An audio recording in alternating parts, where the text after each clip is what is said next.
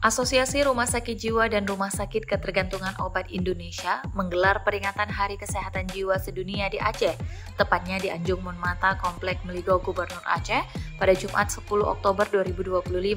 Sebagaimana diketahui, Hari Kesehatan Mental atau Hari Kesehatan Jiwa Sedunia diperingati setiap tanggal 10 Oktober.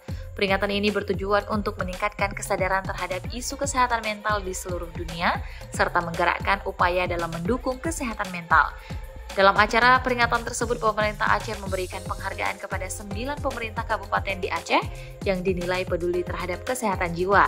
Ke-9 kabupaten itu adalah Aceh Utara, Pidi Jaya, Biren, Simelu, Gayo Luwes, Aceh Jaya, Aceh Barat, Pidi, dan Aceh Barat Daya.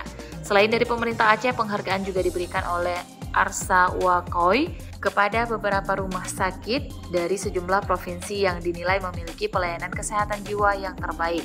Sekretaris Daerah Aceh M. Nasir yang hadir dalam acara peringatan tersebut mengatakan, pemerintah Aceh bertekad memastikan setiap rumah sakit dan puskesmas memiliki layanan kesehatan jiwa lewat tenaga dan fasilitas yang memadai.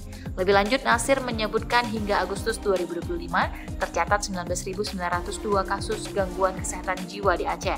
Dari jumlah tersebut, sebanyak 13.573 kasus mengalami gangguan berat dan 114 pasien dalam kondisi pasung. Menurut Nasir, praktik pemasukan melanggar hak asasi manusia dan juga memperparah penderitaan pasien sakit jiwa.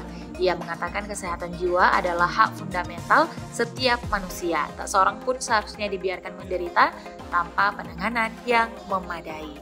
Dalam kesempatan itu, Nasir berharap kepada Pemkab yang menerima penghargaan dapat menginspirasi seluruh daerah di Aceh untuk terus memperkuat perhatian terhadap kesehatan jiwa.